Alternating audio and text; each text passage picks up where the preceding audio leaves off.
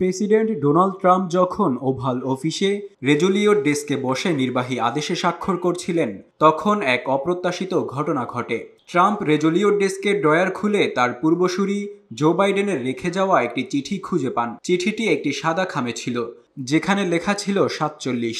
American রাজনীতিতে এটি দীর্ঘদিনের একটি প্রথা, যেখানে বিদায়ী প্রেসিডেন্ট তার উত্তরসূরির জন্য একটি ব্যক্তিগত বার্তা রেখে যান।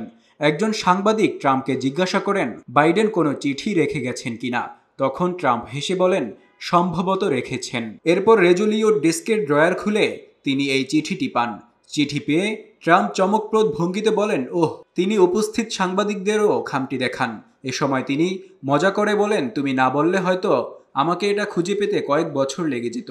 চিঠি পেয়েই ট্রাম্প প্রথমে বলেন, চলুন আমরা সবাই একসঙ্গে এটা পড়ি। তবে পরে তিনি মত পরিবর্তন করে বলেন, প্রথমে আমি পড়ি, তারপর আপনাদের শোনাবো। এ সময় তিনি আরো বলেন, আমি নিজেও বাইডেনের জন্য ড্রয়ারে একটি চিঠি রেখে গিয়েছিলাম। এই চিঠি বিনিময়ের প্রথা শুরু হয়েছিল ১৯৮৯ সালে প্রেসিডেন্ট রোনাল্ড রিগেনের মাধ্যমে। তিনি তার উত্তরসূরি জর্জ H.W. বুশের জন্য একটি মজার নোট লিখেছিলেন। ওই চিঠিতে ছিল টার্কি পরিবেষ্টিত একটি হাতির ছবি এবং তাতে লেখা ছিল, টার্কিগুলো যেন তোমাকে হতাশ না করে। এরপর থেকেই প্রত্যেক বিদায়ী প্রেসিডেন্ট তার উত্তরসূরির জন্য একটি ব্যক্তিগত বার্তা রেখে যান, যেখানে ভালোবাসা, শুভকামনা এবং প্রেসিডেন্ট পদে দায়িত্ব পালনের অভিজ্ঞতা শেয়ার করা হয়। এই সম্পর্কে জিজ্ঞাসা করা হলে বাইডেন স্প্যানিশ ভাষায় সংক্ষিপ্তভাবে মন্তব্য করেছিলেন, এটা তার এবং আমার মধ্যে থাক। ট্রাম্প সাংবাদিকদের বলেছিলেন যে তিনি সোমবার সন্ধ্যায় চিঠিটি খুলেছিলেন এবং জনসম্মুখে প্রকাশ করার কথা ভাবছিলেন। চিঠিতে বাইডেন ট্রাম্পকে তার মেয়াদ উপভোগ করার পরামর্শ দিয়েছেন এবং প্রেসিডেন্ট পদে